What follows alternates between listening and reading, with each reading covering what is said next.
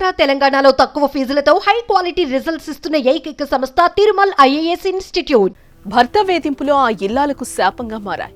మొగుడి కామ కోరికలు, వికృత చేష్టలు భరించలేకపోయింది. పెళ్లి చేసుకున్న పాపానికి కొన్నేళ్ల పాటు భర్త పెట్టే చిత్రహింసలను భరించిన ఆ ఇల్లాలు ఇక బాధలను అనుభవించలేనంటూ తను చాలించింది.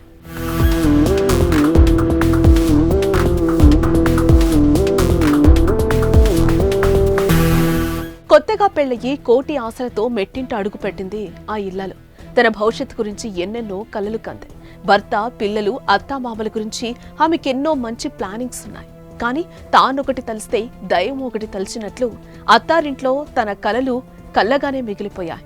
భర్త టార్చర్ ముందు ఆమె ఆశలన్నీ అడియాసలయ్యాయి. కామ కోరికలతో అతడు చేసిన పని ఆమె ఉసురు తీసింది. భర్త టార్చర్ భరించలేక ఓ వివాహిత ఆత్మహత్య చేసుకున్న ఘటన విశాఖలో చోటు చేసుకుంది.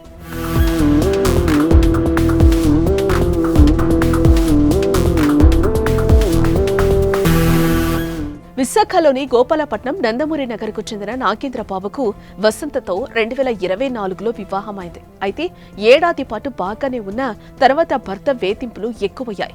అశ్లీల వీడియోలు చూపించి తీవ్రంగా టార్చర్ చేసేవాడంట నాగేంద్ర బాబు.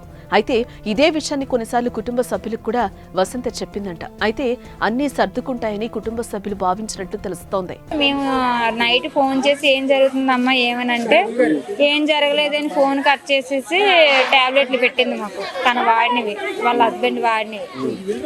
అవి పెట్టి ఇవి ఎందుకు వాడుతున్నాడో అడగండి, అప్పుడు అడిగి నన్ను ప్రశ్నించండి అన్నారు. సెక్సువల్ హెరాస్మెంట్ అండి, ఇంకేం లేదు. అయినా రోజు రోజుకు భర్త టార్చర్ ఎక్కువ కావడంతో మరునాడొచ్చి మాట్లాడతామని కుటుంబ సభ్యులు చెప్పారు. కానీ ఇంతలోనే వసంత చనిపోయిందంటూ కుటుంబ సభ్యులకు ఫోన్ రావడంతో షాక్ కి గురయ్యారు. దీంతో వసంత నివాసానికి కుటుంబ సభ్యులు చేరుకున్నారు. వసంతది ఆత్మహత్య కాదని, ముమ్మార్టికి హత్య అని కుటుంబ సభ్యులు నిరసన వ్యక్తం చేస్తున్నారు. పెళ్ళయి 11 నెలలు కూడా కాలేదు ఒక అమ్మాయిని అర్ధారణంగా చంపేసి బాడీని మాకు అప్పగించారంటే ఇలాంటి మూర్ఖుల్ని ఏం చేస్తామని అనుకుంటుందో మీ మీడియా, మీ నాయకులు ఏం చేయాలని అనుకుంటుందో అది చేసి మాకు చూపించండి. భర్తే టార్చర్ పెట్టి చంపేస్తుంటారని అనుమానం వ్యక్తం చేస్తున్నారు. ఇక వసంత కుటుంబ సభ్యుల ఫిర్యాదుతో కేసు నమోదు చేసుకున్న పోలీసులు దర్యాప్తు చేస్తున్నారు.